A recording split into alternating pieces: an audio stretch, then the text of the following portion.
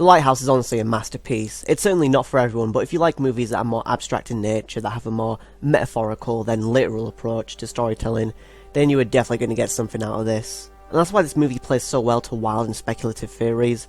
And to be honest, even I'm not 100% certain what the film actually means, as there is so much subtext that you could read into, which I found to be really engaging and stimulating as a viewer, as you could take whatever you want out of the movie, as it's so meticulously littered with a lot of subdued themes and messages, like cats. In fact, the movie that this reminded me of the most was The Shining, not only because the film deals with characters in isolation, having one character chase another with an axe, but because on the surface level the film appears to be very straightforward, with the movie presenting the story of two lighthouse keepers in the 1890s who are sent to this remote island for 4 weeks to do pretty much custodial work, but they never get off this island, and then all the food runs out, and the only thing left is liquor. Don't let me go, don't let me go, me boy, don't let me go, around me, yellow girl, don't let me go. So eventually both characters start losing their sanity. Or, did they have any sanity to begin with? And that's the question.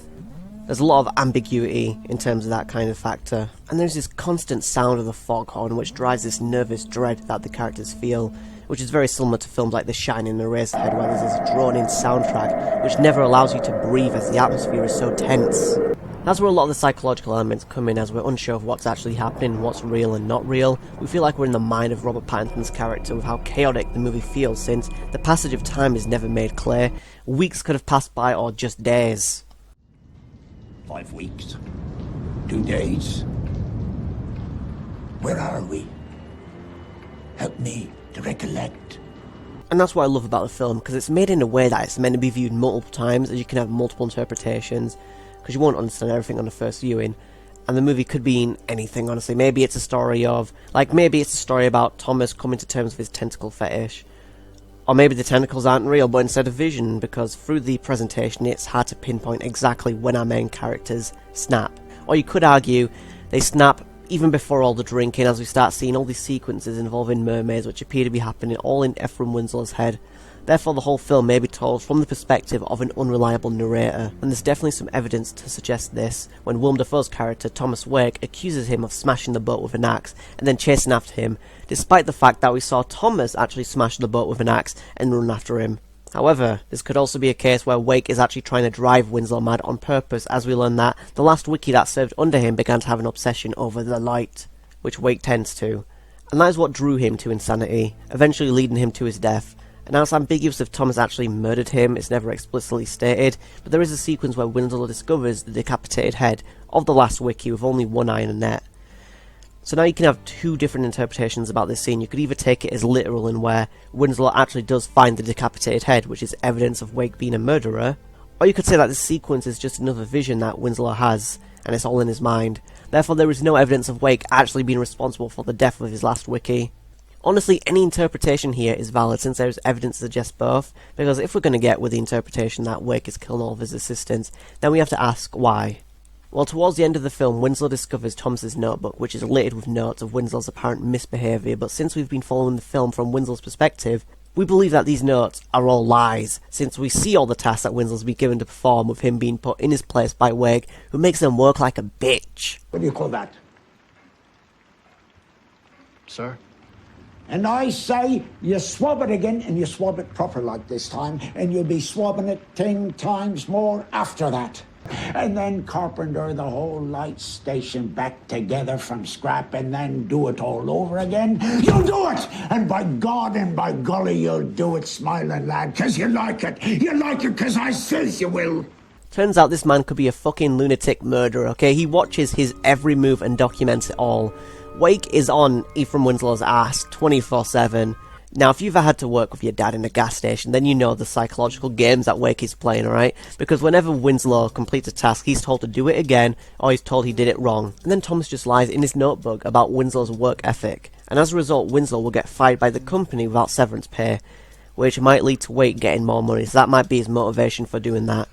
So in this scenario, Wake is a straight up villain because he manipulates Winslow into not trusting reality itself by getting him drunk all the time, and filling his head with crazy ideas that he himself is a figment of Winslow's imagination, which is just batshit crazy. Who are you again, Tommy? I'm probably a figment of your imagination. This rock is a figment of your imagination too. But there are so many paths to follow with this film that we could even read into this line of dialogue as being true. What if Wake is actually a figment of Winslow's imagination? I think it's plausible that the whole sequence of events witnessed within the film is actually a manifestation of Winslow's trauma and guilt. Later in the story, we find out that Winslow is not the main character's name, but his real name is also Thomas, so they both have the same name now. While the film doesn't explicitly make this obvious, it does kind of play around with the idea that these two characters might be the same person.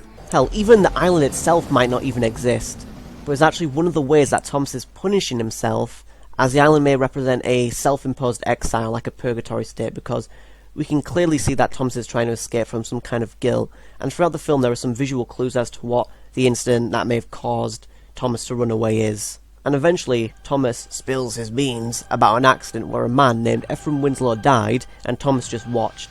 And then he stole his name, he took his identity.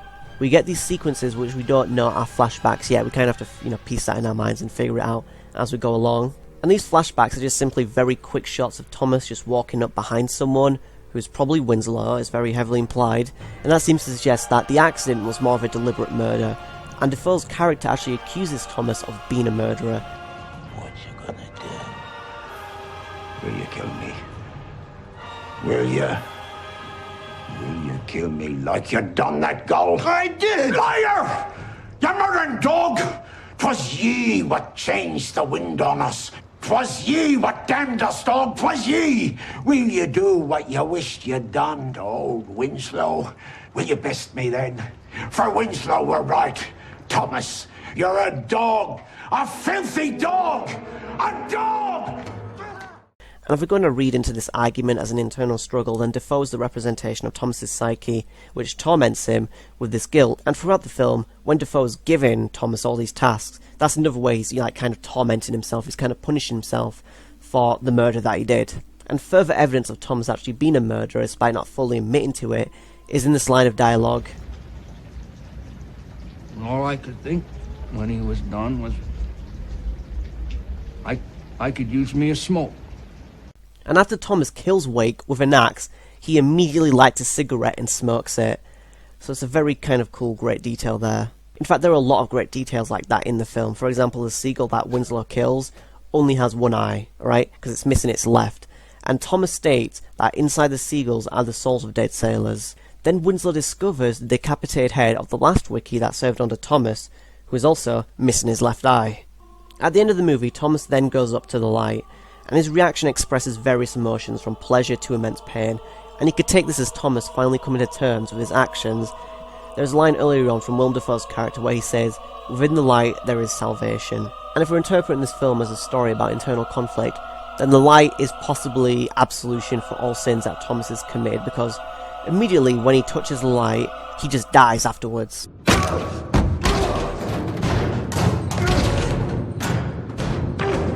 Then we see this gorgeous final shot of Robert Pattinson's organs being pecked by seagulls, which is a nice parallel to how there was a seagull pecking at Thomas when he fell over with a plane splashed on him. It's kind of a nice little nod, a little parallel shot there.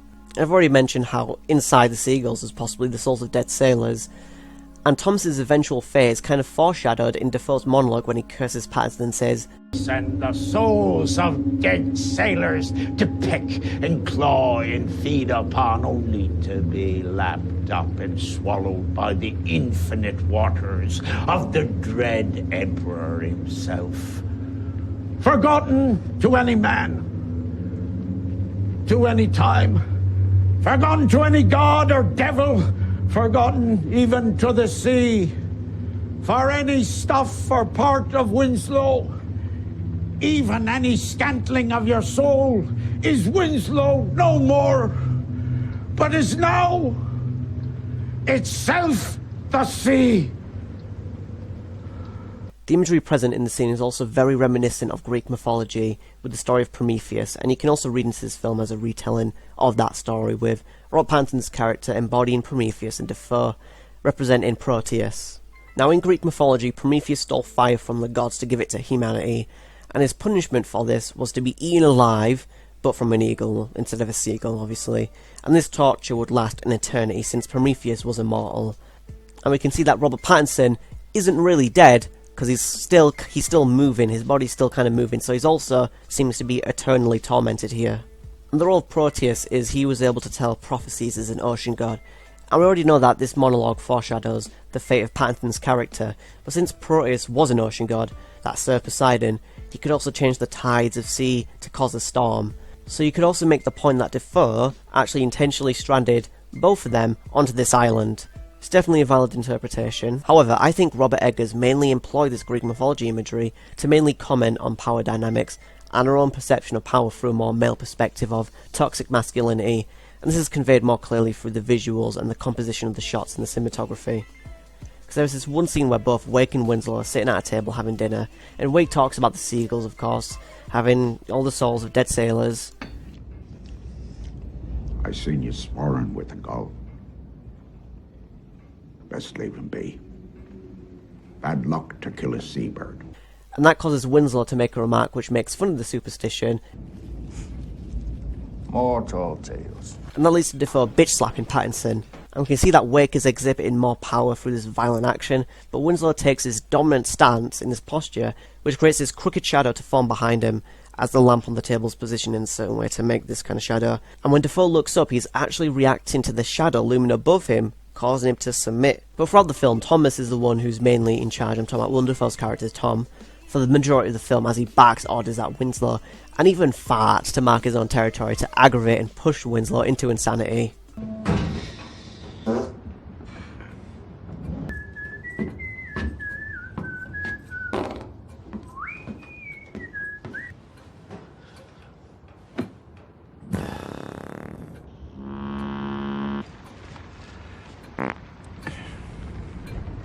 Get back to your duties.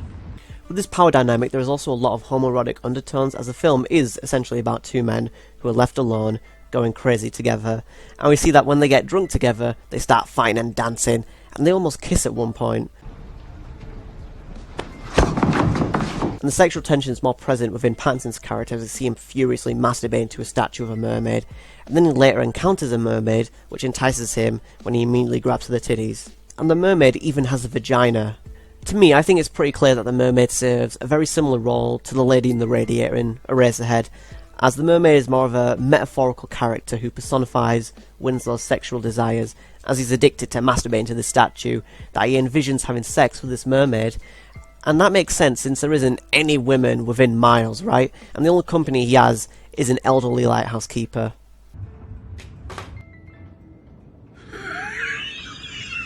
So it makes sense to use a mermaid as something to entice someone who is kind of lost at sea.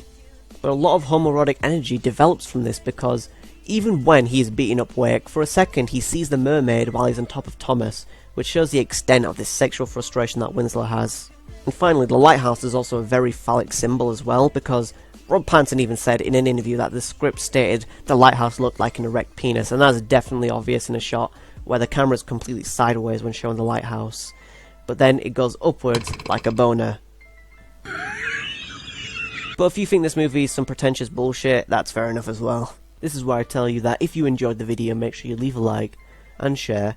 And if you come across the channel for the first time, why not subscribe, as... well, I mean, if you like this video, then chances are you might like my future videos and whatnot. I mean, it kind of makes sense, I guess. I don't know. But yeah, subscribe and peace.